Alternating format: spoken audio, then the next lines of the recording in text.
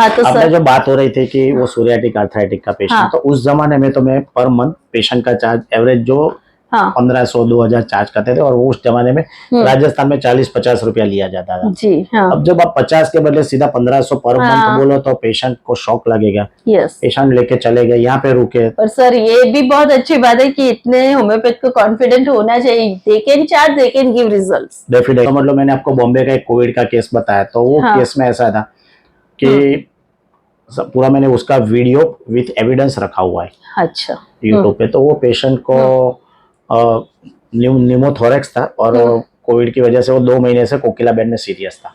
अच्छा उसकी डॉटर का सिंगापुर से फोन आया, सर आप चार्ज भूल जाओ, मेरे पापा को ठीक करना है। मैंने बोला मुझे वीडियो कॉल से बात करवाओ। बोले सर, फिर उसने उसके भाई को बोला, उसका भाई मोबाइल यहाँ पे रख के गया, वहाँ पे जाके ऐसे मैंने बोला पापा के साथ, बोले सर ठीक है।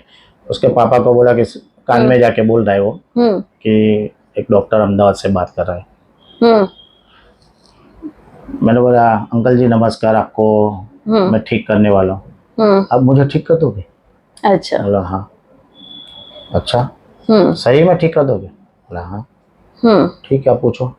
मैंने 2-3 सेंटेंस उनको पूछा, और उसको मैंने उनकी डॉटर को बोला कि आपको अहमदाबाद किसी को दवाई लेने भेजना पड़ेगा। तो बोले सर ठीक है, मेरा ड्राइवर निकल जाता है। वहां पे मैंने बोला होम्योपैथिक स्टोर से टेम्पररी दवाई ले लो, तब तक मेरी पहुंच जाएगी।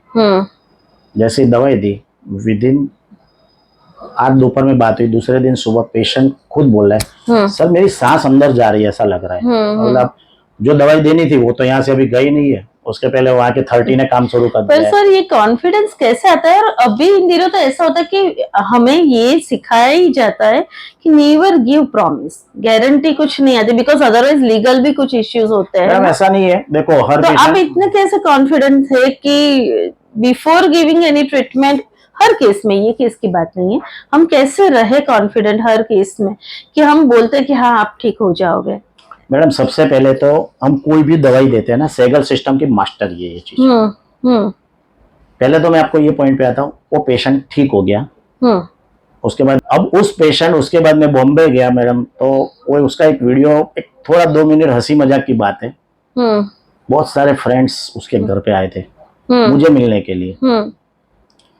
मैंने बोला सब मुझे मारने आए कि पता नहीं क्या। बोले sir thank you very much, सब पैरे पड़े, जो भी उनको करना था। क्योंकि लाइफ की वैल्यू क्या होती है वो तो जो बच जाते हैं उनको ही पता है। उनकी वाइफ सर मैडम वो भी पैर पड़ी। मैंने बोला सब, मैंने तो एक मीडिएटर के रूप में काम किया है, we are the mediator go between the god and patient. बोले नहीं सर आपने जो काम किया ना, तो मैंने बोला कि भाई चलो कोई बात नहीं है, आप क्यों मिलने आए हो, थैंक्स कहने? बोले नहीं नहीं सर, बोले हम आपके एक रिक्वेस्ट करने आए। क्या रिक्वेस्ट? बोले साहब आप परमिशन दो तो हम सबको दारू पीना है। अच्छा। मैं बोला क्यों दारू? बोले हम सब फ्रेंड्स ने बाधा ले रखी है कि अगर ये फ्रेंड ठीक हुआ तो ही दारू पियेंगे। अच्छा। और दारू की बाधा छुड़वाने के लिए तिरुपति जाने वाले थे। क्या? तो आजकल के ऐसे फ्रेंड्स नहीं मिलेंगे, तो मैंने भी अपनी मेडिसिन पे कॉन्फिडेंस रख के बोल दिया कि एक पोटेंसी देके रखता हूँ, अगर कुछ हो तो ये ले लेना, बाकी आप दारू की आपकी भी पार्टी करो। क्योंकि मुझे खुशी है कि आज के जमाने में ऐसे फ्रेंड्स भी है। पर सर वो कॉन्फिडेंस कहाँ से आता है? बस मैडम एक्सपीरियंस। और हाँ आप बता रहे थे कॉन्फिडेंस, तो मैडम सेगल सिस्टम की ये मास्टर ही है। कैसे हम बोल सकते हैं कि हो ही जाएगा? हम कोई भी मेडिसिन देते हैं ना उसके पहले कंफर्म करके देते हैं। अगर मैं बेलाडोना भी देता हूँ तो 2 जगह से अलग अलग, वो एक हम लोगों ने पूरा क्राइटेरिया डेवलप किया हुआ है कि उसी प्रकार से ये बेलाडोना है ना, आगे पीछे नहीं घूम रहा है ना। अगर ये आपके पेशेंट जब आपकी आंखों में आंखें डाल के देखता है, इट मीन्स कि वो जेल्सिमियम की लाइट डिजायर पॉजिटिव, उसमें अकेली जेल्सिमियम है। जेल्सिमियम वाला अकेला पेशेंट आपको पूछता है सर मैं ठीक हो जाऊंगा ना, आप मुझे ठीक कर दोगे ना, उसमें हमारे मास्टर क्लियर लिख के गए कि वो 20 सेकंड का पॉज लेगा, आपको 3 बार पूछेगा। अच्छा बरोबर, हम कंफर्म कर लेते कि जेल्सिमियम के अलावा आगे पीछे नहीं घूम रहा है, फिर हम गारंटी दे देते कि जा तो इतने टाइम में बाहर आ जाएगा। दूसरा जितने आईसीयू में मैं गया उसमें से 50% पेशेंट आईसीयू में से जेल्सिमियम से बाहर निकले। अब आप जेल्सिमियम क्या देते हो? अब वो हमको पता नहीं है। डिफरेंट, और सर के पास तो है ही सारे रिपोर्ट्स एंड एक्सपीरियंस, ऐसा भी नहीं कि कुछ आगे पीछे ऐसी हवा में बोल दिया है। सो समथिंग इज देयर कि अगर आप कॉन्फिडेंट हो, आपने पढ़ा है ये सिस्टम को, और आप अगर कर रहे हो, एक्सपीरियंस टीचर से सीखे हुए हो, तो मैडम, रिजल्ट मैं में तो आप हर कॉन्फिडेंट। स्टूडेंट को ये बोलता हूँ कि आप कोई भी सिस्टम में प्रैक्टिस करो। मैं हाँ। ऐसा नहीं बोल रहा हूँ कि आप सैगल सिस्टम में जाओ, क्लासिक। आई थिंक मैं कम से कम 15 सिस्टम को जानता हूँ। अगर मैं आपको पसंद है सैगल सिस्टम, तो आप सैगल सिस्टम में 100% दे दो। तो मुझे ऐसा लगता है कि आपने, आपके पेरेंट्स ने जो भी आपकी लाइफ के लिए जो भी ड्रीम देखा होगा, चाहे पैसे कमाने का, चाहे नाम कमाने का, चाहे सब कुछ कमाने का, वो आप डेफिनेटली फुलफिल कर पाएंगे और जॉब सेटिस्फेक्शन आपको बोनस में मिलेगा। सही है सर। मैं यहाँ पे और ये भी पूछना चाहूंगी ग्रे शेड में कि सर फेलियर केसेस होते होंगे शुरू में तो ज्यादा होते हैं, आप वो भी बताए हमें। मैंने सबसे पहला केस आपको बता दिया कि पेशेंट ये एक्सपायर हो गया था, तो मैं बहुत इट वाज तो उस टाइम पे क्या सीखना चाहिए, कैसे लेना चाहिए अपने को, कैसे पकड़ के रखना? देखो मैडम, सबसे पहले तो जब मैं ऐसा, या फिर आपका रियल एग्जांपल कुछ? नहीं, मैं आपको क्लियर ही बताता हूँ कि वो एक्सपायर हो गया। उसके बाद मैं कुछ भी सीखा कि जब भी क्रिटिकल केस होता है, जब अपने हाथ में नहीं होता है, समझ लो मेरे पास जितने, मैंने आपको बोला कि मैं कोई भी कॉम्प्लिकेटेड केसेस आते हैं जो अनक्योरेबल है, अगर उनकी एलोपैथिक दवाई चलती है, अब एसएलई में आपको वो डायरेक्ट कोई पेशेंट नहीं आएगा, एसएलई में साथ में एलोपैथिक दवाई चलती ही होगी। आईटीपी है बराबर, उसमें वो उसका स्टेरॉइड चलता है होगा। तो हम लोग क्या करते हैं, पेशेंट को ये बोलते हैं कि अब तो मैंने आपकी सेमी-लिमन ढूंढ ली है, आप एलोपैथिक डॉक्टर को मत छोड़ना, उनके पास फॉलोअप में जाते रहना। ऑनेस्टली मैं जो है वो बहुत क्लियर बता रहा हूँ। इससे क्या होगा कि अगर इन बिटवीन कोई डिजीज ज्यादा प्रोग्रेस कर गया तो they can manage very easily. जरूरी नहीं है कि अपने कर सके हर टाइम। अपने नेक्स्ट पोटेंसी दे दी, लेकिन कई बार एग्जॉस्ट हो जाते हैं या पेशेंट का पिक्चर भी बदल जाता है, तो we can change the medicine also sometimes. और अच्छा होता है तो वो ही डिसाइड करेंगे कम करने का मेडिसिन। तो पेशेंट उसके बाद तो क्या, कई बार हम लोग मेडिसिन तो हम ही कम करते जाते हैं। नहीं हमारी, अच्छा, नहीं, एलोपैथिक मेडिसिन टेपरिंग में मैं कम करवाता हूँ। अच्छा। इवन कई पेशेंट का तो ऐसा है कि कंप्लीटली स्टॉप हो गया हो एलोपैथिक, फिर भी मैं उनको बोलता हूँ कि टिल जब तक मैं आपको बोलूँ नहीं कि अब आपको आने की जरूरत नहीं है, तब तक आप उनके साथ फॉलोअप में जाते रहो, बरोबर। तो हम लोग हमेशा, ताकि फेलर के चांस कम हो जाए, पेशेंट क्रिटिकल कंडीशन में आपको मैनेज करने का भी कम हो जाए, आपको बदनामी नहीं आएगी। क्योंकि लोग क्या बोलेंगे, होम्योपैथिक में ऐसा नहीं होता है, ऐसा नहीं होता है। नहीं, nowadays we have to be very practical। और आज के जमाने में आपको पता है कि ये कंज्यूमर प्रोटेक्शन एक्ट का प्लस कितने भी ये सब रिस्क ले रहे हैं, तो अपने जब रिस्क लेते तो मैडम सामने ये थोड़ा सा ऐसा करके चलना चाहिए। हाँ, हैंड टू हैंड ही चलना चाहिए कि हम पेशेंट को ठीक कर रहे हैं, तो उसके लिए हमें जो भी एडिशनल साथ में चलना चाहिए। और आफ्टर ऑल वो अपने पास क्यों आया, उसको पता है कि इसका एलोपैथिक में इलाज नहीं है, तभी तो अपने पास आया है। तो फिर अब अपने आराम से चलो ना, बराबर। अब अपने को डरने की जरूरत नहीं है, क्योंकि ही इज हेल्पलेस। तो अपने ये बेस्ट इंस्ट्रूमेंट है, आप पेशेंट को कन्विंस कर लो कि हम ऐसा ही करेंगे। मैं हर पेशेंट अगर ऐसे आते हैं तो मैं समझा देता हूँ कि आपकी एक भी एलोपैथिक स्टॉप नहीं करनी है। अच्छा, स्टेप बाय स्टेप ऐसे ही करना है। अगर आपका एलोपैथिक डॉक्टर आपको पूछता है कि ये सब रिपोर्ट कम कैसे हुए, you give the any excuses. Okay. और जब क्योर होता है उसके बाद जाके वही डॉक्टर को एक बार मिल लो कि हम होम्योपैथी से क्योर हुए, चाहे वो आपकी फाइल फेंक दे, जो भी करे, लेकिन उनको एक बार रियलाइज होना चाहिए सही कि होम्योपैथी से कुछ तो हो सकता है। हाँ, मेक्स डिफरेंस। सही है, वो इम्यूनिटी पे ही काम करती है। तो सर ये मुझे ये भी जानना है कि एडीएचडी में, ऑटिज्म में आप कैसा केस लेते हो, मतलब कुछ एग्जांपल्स, क्या इतना इजी नहीं है प्रेडिक्ट करना, बट क्योंकि उसके कुछ ग्रुप ऑफ सिम्टम्स होते हैं, पर मेडिसिन तो हर बच्चे की डिफरेंट होती है। और कब तक वेट करना चाहिए, कैसे रिजल्ट दिखते हैं, मतलब क्या इनिशियल साइंस पॉजिटिव दिखती है? अब हम लोग एक और केस अभी ऑटिज्म का अपने बेलवाड़ होते हैं, दाहोद का हमारा एक केस है, ऑटिज्म का केस था। केस, अब जैसे आपने बोला, first of all we cure the patient not the disease. Yes sir. अब वो केस हमने स्टार्ट किया, बरोबर। हमारी तो जो भी मेडिसिन सिंपल सी, हम लोग होम्योपैथी वाले को, सैगल वाले को लोग बदनाम करते हैं कि वो लोग बेलाडोना के अलावा कुछ नहीं देते, तो हम बोलते हैं कि बेलाडोना भी इतनी बड़ी मेडिसिन है। नहीं मैडम, 3,500 मेंटल सिम्टम्स है, अपने खाली 5 सिम्टम से आगे कभी गए नहीं है। तो just I prescribe the belladonna, बरोबर। क्या थे सिम्टम्स सर, आपको याद है थोड़ा? उनका सिंपल एक रूब्रिक था, जंपिंग टू, आपको rubric jumping chairs and revolve, jumping children in chair tables and snow. अभी ये क्लिनिक पे बच्चा आया, अच्छा, और ये यहाँ से कभी यहाँ चढ़ गया, कभी यहाँ पे चढ़ गया, कभी यहाँ पे चढ़ गया। क्या simple belladonna, only one medicine is there. तो सर हाइपर एक्टिव वो कैसे वो डिफरेंट है? हाइपर एक्टिव वर्ड किसने ढूंढा है? वो तो एलोपैथिक वाले ने ढूंढा है। हाँ अपने तो क्या ढूंढना है कि ये कौन सा रूब्रिक है, हाँ हाँ। बराबर। हम लोग मेडिसिन का पिक्चर नहीं बनाए थे, उसको बेलाडोना 3x दिया, 1.5 साल हो गया, रिपीट करने की जरूरत नहीं पड़ी, एक ही डोज? एक ही डोज में। सरप्राइजिंग ये हुआ कि 1 साल जब ऑटिज्म डे था उस दिन जो वहां पे ये थेरापी करते हैं ना, यस, थेरापिस्ट लोग होते हैं। ये तो उन्होंने ही पेशेंट भेजा था, बराबर। तो उसने मार्केटिंग किया, autism is cure with me. अच्छा कहाँ होम्योपैथी तो साइड में हो गई, अच्छा। बराबर। जब वो पेशेंट आया, हम लोग इंस्टाग्राम पे मेरी डॉटर गई तो उसने बोला कि पापा ये पेशेंट, मैंने बोला ठीक है बेटा, खुश होते हैं ना वो लोग, हाँ उनको उनका काम करने दो, अपने तो अपना जानते ही है। हाँ। तो ये चीज है कि we cure the patient not the disease. ऐसा ही अभी आज सुबह मेरे पास एक ADHD का पेशेंट आया, अच्छा हाँ। तो मैंने बच्चों को वही दिखाया कि आप लोग ADHD को क्या मानते हैं? It's incurable disease. पेशेंट की मदर क्या बोलते हैं कि विद इन 1 वीक में 50% क्योर हो गया। ये क्योर नहीं हुआ है, कंट्रोल हुआ है। सिम्टम्स रिलीव हुए। हाँ, सिम्टम्स रिलीव हुए, रेस्टलेसनेस उसकी चली गई है। इसको क्योर होते होते कंप्लीट क्योर, पेशेंट जब एक नॉर्मल स्टेज पे आएगा, it take time 1 hour, 1 year, 2 years, 3 years, more maybe long time also. और इसमें अर्ली डायग्नोस, अर्ली ट्रीटमेंट का भी बहुत इंपॉर्टेंट होता है। कुछ साइड फैक्टर्स भी होते हैं, और एपिलेप्टिक एपिसोड पहले रहा है कि नहीं, वो सब हम सब पूरी हिस्ट्री लेते हैं मैडम। ऐसा जरूरी नहीं कि हर केस में 1 मिनट, 2 मिनट, 5 मिनट में केस पूरा भी हो जाता है। कई केस में 15 मिनट, आधा घंटा, 1 घंटा भी टाइम लगता है, क्योंकि जब तक आपको कोर नहीं मिलेगा जो है तब तक। जब तक हमको, देखो मैडम, मेरा बहुत फंडा क्लियर है। पहले मेरी प्रैक्टिस में बहुत फेलर था, उसके 2 रीजन थे कि मैं फटाफट मेडिसिन की पोटेंसी अप करता था। अच्छा बरोबर। कोई भी मेडिसिन को मैं डीप जानता नहीं था, बरोबर। और उसके बाद जब मैंने पूरा इंट्रोस्पेक्शन किया तो मुझे समझ में आया कि सबसे पहला तो फटाफट ये जो पोटेंसी चेंज करने का फंडा बंद करना है, और दूसरा हर मेडिसिन को कंफर्म करना है। जब आप कंफर्म करने लगेंगे ये 100% जैल्सियम है। मैंने बोला ना कि मैं कोविड में 5 ही दवाई लेके घूमता था, और वो 5 दवाई से मैं नाम कमाया, पैसा कमाया, जो भी कमाया, I earn everything.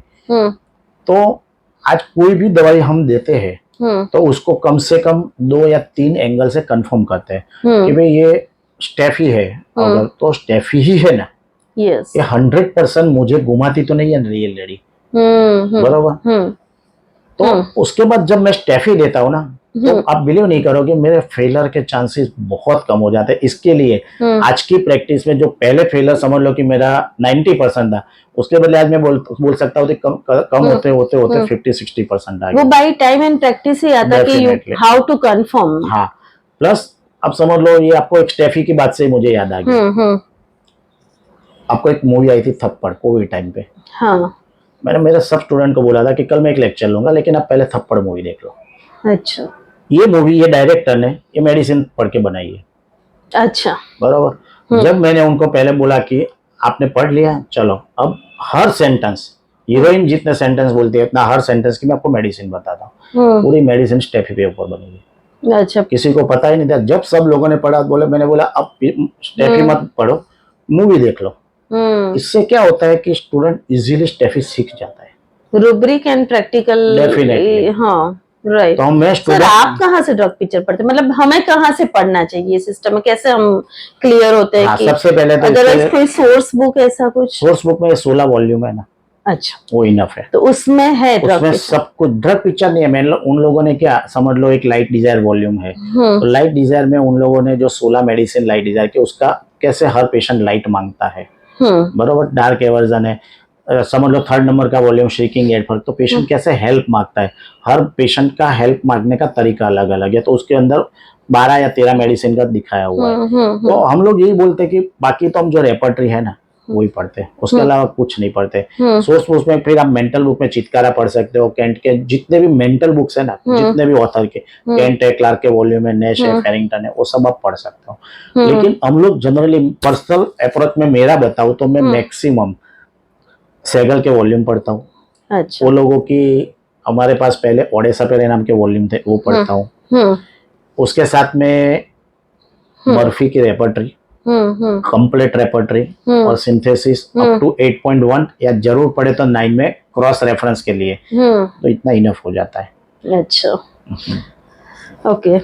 Sir next ये last probably I would like to ask कि जैसे केसेस आते हैं अल्सरेटिव कोलाइटिस के या थायराइडाइटिस के, जिसमें दवाई तो देते पर कभी कभी ये डिसीज कुछ लाइफस्टाइल मॉडिफिकेशन भी मांग लेते, मतलब एडिशनली क्या गाइड कर सकते, क्या फूड में या कोई मेडिसिन सपोर्ट में, या आप कैसे ट्रीट करते हैं, क्योंकि ये स्ट्रेस इंड्यूस भी कुछ होता है डिजीज में ट्रिगर होता है, तो हाउ यू सी कोई केस बता के हमें समझाइए अल्सरेटिव कोलाइटिस का या तो वो मैडम अल्सरेटिव कोलाइटिस तो जाने दो, ऐसे तो केसेस इजीली आप बता सकते हो कि ये ड्रग सर हमारे लिए नहीं नहीं, मैं आपको बताता हूँ, आप धीरे धीरे उसके ऊपर ही आते हैं।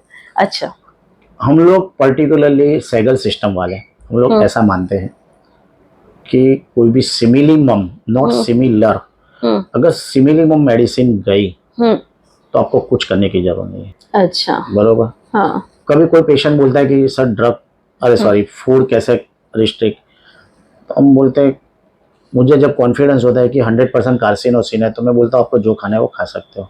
अच्छा बरोबर। तो आप जो बोलते हो कि ये सब लाइफस्टाइल डिजीज है, मतलब जिस चीज से उसको फॉर एग्जांपल अगर कोलाइटिस हुआ भी है, ट्रिगर भी हुआ है, स्ट्रेस इंड्यूस ही है, हाँ। पर बाई चांस कोई फूड ट्रिगर करता है या स्किन में स्पेशली सॉर फूड ट्रिगर करते हैं, पर आप तो कभी नहीं। कोई रिस्ट्रिक्शन नहीं रख पाता। मेरे यहाँ पे ऐसे अच्छा राजलबेन पेशेंट है कि कोविड में इनिशियली भी नहीं करवाते। इनिशियली भी नहीं, कोविड में जैसे मैंने कोविड डिटेक्ट किया तो वो लोगों को मैं पूछता हूँ कि आपको क्या खाना है, तो ऐसे पेशेंट के रिकॉर्डिंग के साथ है कि वो पेशेंट ने घर पे जाके उसके बाद वो लोगों ने चाइनीज भेलपूरी ना वो सब खाए हुए। हम पेशेंट को, मैं मेरे यहाँ स्टूडेंट को भी बताता हूँ कि पेशेंट अगर ऐसा मांगता है, सब लोग मुझे अभी भी याद है कि एक पेशेंट की मदर ने मुझे फोन करके बोला सर बेटा तो पिस्ता मांग रहा है, पास्ता मांग रहा है, इसको तो कोविड पॉजिटिव। मैं बोला पास्ता मांग रहा है तो पास्ता दो। वो पास्ता मांग रहा था, पाव भाजी क्यों खिला रहे हो? अगर मेरी मेडिसिन सिमिलिमम गई है तो आपको कुछ भी करने की जरूरत नहीं है। डेफिनेटली मेडिसिन अपना काम कर ही देगी, चाहे आप कुछ भी स्ट्रेस इंड्यूस हो, चाहे उसको कोई, अब आप बता रहे हो कि उसको ये चीज खाने से ये होता है। पेशेंट अपने पास क्योर होने आया है। हाँ। अगर वो चीज को रिस्ट्रिक्ट करवाएंगे तो परमानेंटली रिस्ट्रिक्ट हो जाएगा ना। तो हम बोलते हैं कि नहीं वो खाओ और उसके बाद ही हम क्योर करेंगे। मेडिसिन की क्या इफेक्ट। हाँ, तो पेशेंट को कॉन्फिडेंस आ जाता है, सर बात तो सही है, अब तो हम पहले तो नहीं खाते थे, अब खाने लगे तो अब तो कोई दिक्कत नहीं आती है। ऐसा ही अभी मैं एक आपको केस पिंपाइगस का बताता हूँ। Pemphigus bullosus it's incurable disease, you know it very well. 4 November 2024 sorry 23 में मुझे एक पेशेंट ने विजिट पे बुलाया, बोले सर मैं बिस्तर से ही खड़ा नहीं हो सकता। उनके रिलेटिव ने बोला कि सर आप आओ। मैंने भी 1-2 दिन तो हाना किया, फिर मैं गया। मैं आपको उनका वीडियो भेजूंगा। तो पेशेंट बोले अभी स्टिल आई वाज श्योर कि यही मेडिसिन है। मैंने दवाई दी, मैंने बोले कितने टाइम में ठीक होना स्टार्ट हो जाएगा? बोला 4 महीने एलोपैथिक को तो हुआ ना, तो मुझे 4-5 दिन तो दो। राइट बराबर। धीरे धीरे वो पेशेंट को, हम लोग सीरियस केस को भी कैसे हैंड मैनेज करते हैं वो भी आपको बताता हूँ। मेरे यहाँ कोई बाहरगाम से पेशेंट सीरियस आया ना तो मैं उनको बोलता हूँ जहाँ पे यहाँ पे धर्मशाला फैमिली किसी के घर पे रुक जाओ। हाँ। जब तक मैं बोलूँ नहीं तब तक वापस नहीं जाना है, क्योंकि मेरे यहाँ ऑल ओवर इंडिया से पेशेंट्स आते रहते हैं। दूसरे जो केस क्रिटिकल है उनको बोलता हूँ एवरीडे वीडियो कॉल से बात करने की। अच्छा ओके। उससे फॉलोअप में क्या चेंजेस आ रहे हैं वो मुझे पता चले। अच्छा। उस पेशेंट ने पहले दिन, दूसरे दिन, तीसरे दिन बात करते गया, विदिन 1 मंथ में काफी अच्छा होने लगा। सेकंड मंथ में मुझे जरूर लगे कि तो just I increase the potential. हाँ। जो रोज फोन आते थे अब वो फोन करना ही भूल गया। मुझे भी वीकली याद आता था, हाँ बोले सर ठीक है। एक दिन सडनली बोले सर आज मैं क्लिनिक पे आ रहा हूँ। अच्छा रेडी हो गए। पिंपाइगस का केस, पिंपाइगस बल्बोसस, बरोबर। और आप बिलीव नहीं करोगे विदिन 4 मंथ्स में तो कंप्लीट क्योर हो गया। और हम आपके ऊपर ट्रस्ट रख के चले और आज ये पेशेंट कम्प्लीटली रेडी है। तो फर्स्ट ऑफ ऑल मैं ऐसा मानता हूँ कि आप केस से क्यों डरते हो? कोई भी कॉम्प्लिकेटेड केस, नाम बड़े है ना, क्योंकि अपने क्या करना है, we cure the patient, we try to find out which uric we took, and second कि क्या मेडिसिन आती है। अब मैंने सिंपल उसको लेकेसिस, जो उसके 2 रूब्रिक पे आती थी, रॉन्ग सफर था और एक सुपरस्टिशियस था, उसके ऊपर से मैंने लेकेसिस 6 का 1 डोज दिया। 1 महीने के बाद 30 दी, पेशेंट कंप्लीट क्योर हो गया। तो सर आप रिपोर्ट्स कुछ करवाते हैं? जरूर पड़े तो डेफिनेटली करवाते हैं। अच्छा। रिपोर्ट यूएसजी हमारे जो व्हाटएवर XYZ जो भी अपने डायग्नोसिस के लिए जहाँ जरूरत है वहां पे, हाँ 100% करवाते हैं मैडम। देखो पैथोलॉजी एंड यूएसजी मतलब समझ लो कि radio section is not part of the any system, तो it's a part of general medicine. Yes, तो अपने भी जरूर लगे तो हम करवाते ही, ऐसा नहीं है कि नहीं करवाते। अच्छा। तो अपने को पता भी कैसे चला, एसएलई वाला केस है तो उसके रिपोर्ट्स नहीं करवा, चलो मैं आपको बता हाँ। दूं, हम्म किडनी फेलर, हम्म किडनी फेलर में अपने रिपोर्ट नहीं करवाएंगे तो उसका क्रिएटिनिन पता कितना कितना कैसे प्लस हुआ चलेगा, वो माइनस सब हुआ कहाँ तक अपने को आइडिया तो आएगा। वो तो बहुत जरूरी है कि फॉलोअप में हम रिपोर्ट के साथ चले, जहाँ जैसे डिजीज जैसा है। डिजीज वैसा। तो मैं तो सब स्टूडेंट जो भी बिगिनर्स है हम्म वो लोगों को आज भी एक मैसेज देना चाहूंगा हम्म कि आने वाला टाइम बहुत खराब है, हम्म बहुत खराब, यानी कैसे कि अब डे बाय डे गवर्नमेंट भी स्ट्रिक हो रही है, तो आप अगर वहां पे मेहनत करते हो तो बेटर है कि ये होम्योपैथी में मेहनत करो। हाँ। ये जो सफलता है, हम्म पैसा है, हम्म आपका फेम है, वो आपके पैर छुएगी, सही है, आपको बिल्कुल कहीं सही। भी जाने की जरूरत नहीं है। हाँ। वहाँ 1 घंटे का वो लोग 80-100 रुपया देते हैं, यहाँ पे कंसल्टिंग आप 1000 रुपया ले सकते हो, और पेशेंट आपको 100% पे करता है। एक कंटेंट फीलिंग होती है, no doubt Definitely. It's a journey, पर हमें धीरे धीरे वही सीखना है अपने सीनियर्स से, और अपने सीनियर्स के गाइडेंस के अंदर ही हमें ट्रेन होके जो भी मेथड, जो भी रास्ता हम चुनते हैं उसमें आगे होम्योपैथिक में जाना है। हाँ, तो सर साथ में ये भी बताइए कि कैसे सिरोसिस का आप कुछ बता रहे थे कि हाँ मैडम, पेशेंट देखो या अपने पास, मेरे पास एक केस आया था, पेनक्रियाटिक नेक्रोसिस। हाँ, अब नेक्रोसिस यानी आप एक सिंपल सी बात समझ सकते हो, डेड सेल या डेड सेल। क्या होम्योपैथी उसमें वर्क करेगी? नहीं करेगी, आप भी मानोगे। सेल कैसे रिस्टोर होंगे? हाँ, डेफिनेटली, हाँ, क्योंकि आपने कभी ऐसा केस देखा ही नहीं है। पेशेंट वॉज हॉस्पिटलाइज, उसने वहां से मुझे वीडियो कॉल किया, क्योंकि ये डॉक्टर राज शर्मा ने भेजा, बोले इसका कोई वर्ल्ड में इलाज नहीं है, अगर बचा सकता है तो ये आदमी बचा सकता है। उन्होंने मेरे साथ वीडियो कॉल से बात करवाई, तो मैंने बोला ठीक है कोई बात नहीं है, आप डिस्चार्ज ले लो। अच्छा, डिस्चार्ज ले हाँ, लो। मैंने बोला कि अब आपका काम, उनका काम तो पूरा हो गया है, हाँ, जो पेन वेन सबसाइड करना था वो काम पूरा हो गया। मैंने यहाँ पे क्लिनिक पे बुला के उनकी हिस्ट्री लिया, हाँ, उनको जो भी दवाई दी मैडम, बरोबर, आप बिलीव नहीं करोगे, आज भी उनका बिफोर एंड आफ्टर उनका पेनक्रियास टोटल नॉर्मल है, नेक्रोसिस वाज 100% एब्सेंट। और लास्ट मेरा जो सेमिनार था उसमें मैंने पूरा पेशेंट दिखाया था विथ डॉक्यूमेंट्स, क्योंकि डॉक्यूमेंट्स के बिना कोई भी डॉक्टर्स बिलीव करेगा ही नहीं। तो कहाँ गए डेड सेल? कहाँ गए सर? बरोबर, और वही सब एलोपैथ हॉस्पिटल वाले उनको बोलते थे कि ये सब पॉसिबल ही नहीं है। तो रीजनरेट हुआ सर? डेफिनेटली रीजनरेट हुआ। ऐसा ही आफ्टर कोविड क्या चला था मैडम, म्यूकरमाइकोसिस। सर ये पैंक्रियास की बात निकले तो हम कुछ स्कोप देख सकते हैं टाइप 1 डायबिटीज हाँ में? डेफिनेटली, अभी उसके ऊपर मेरा बहुत काम चल रहा है, कम से कम 25 पेशेंट मेरे चल रहा है कि जो कंप्लीट, उसमें से 5 से 7 पेशेंट पूरा रिकवर होने की तैयारी में है। वो उनके इंसुलिन, बीटा सेल, उनके इंसुलिन कंप्लीटली स्टॉप करके they are only on my medicine with the control of diabetes. बिल्कुल इंसुलिन नहीं? बिल्कुल इंसुलिन नहीं मैडम।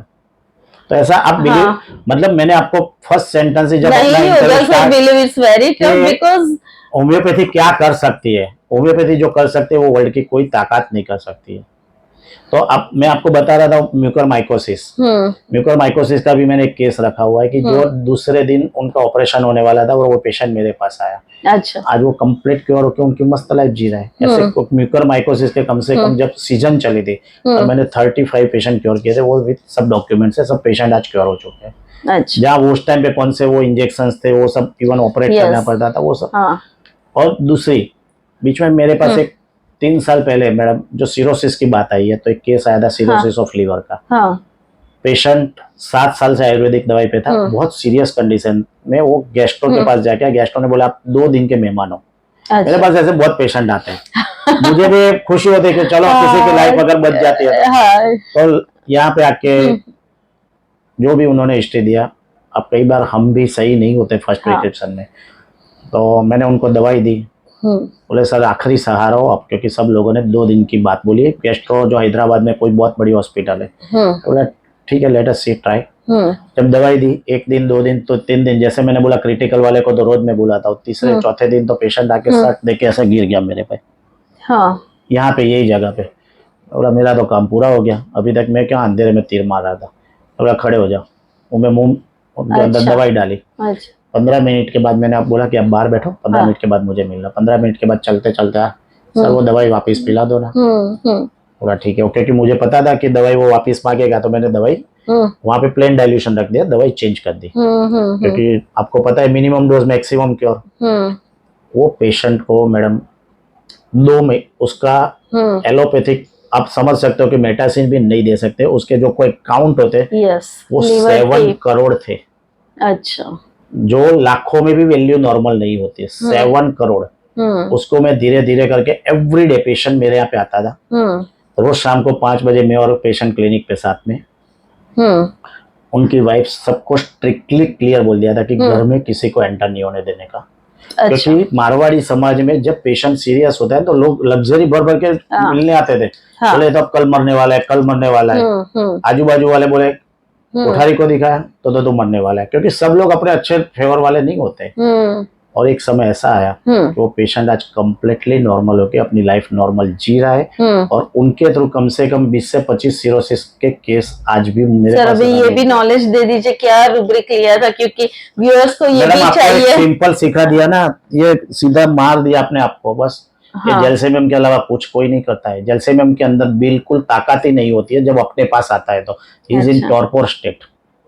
बस मैंने तो कुछ पूछा भी नहीं, सीधा आके मेरे पे सिंगल मेडिसिन नहीं, मेडिसिन तो काफी सारी है, लेकिन जैल्सियम वाला सीधा अपने आप को ये ऐसा फेंक देता है। ओके सर, बरोबर है।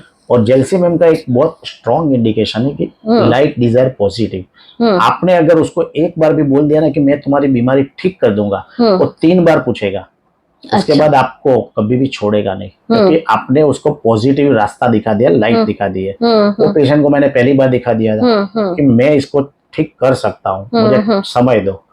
उसके बाद वो उस टाइम पे तो शायद वो नहीं चला, पर 5वें 7वें दिन में तो उसने दवाई दे दी। मैं जैल्सियम हूँ, मैंने उसके मुंह में डाली, मुझे नहीं लगता है कि आज तक कभी रिपीट, एक आध बार बीच में नेक्स्ट पोटेंसी किया है, पेशेंट नॉर्मल हो रहा है। तो कहने का मतलब हमेशा जो हैनीमैन ने अपना सिद्धांत दिया है उसको छोड़ना नहीं चाहिए। We cure the patient not the disease. अगर डिजीज के नाम से डर गए तो आप कभी भी क्योर नहीं कर पाओगे एक्चुअली, क्योंकि कैंसर, ये मैंने आपको जितने भी नाम दिए सब बड़े बड़े नाम है। आज भी सोरियाटिक आर्थराइटिस वाले इतने पेशेंट चल रहे हैं। इसके लिए मैं पेशेंटों को डॉक्टरों को बोलता हूँ, स्टूडेंट को बोलता हूँ कि management part is very important. अगर ऐसे केसेस में थोड़ा भी वो पेशेंट का जब सिरोसिस ऑफ लीवर का 107 तक उसका टेम्परेचर गया था, आप कितना हिल जाओगे। जब पेशेंट 107 टेम्परेचर में क्या होगा, मैंने बोला वेट वेट, क्योंकि मुझे नो मेडिकेशन, नथिंग, रोज अलग अलग प्रकार के एसएल देता था मैं।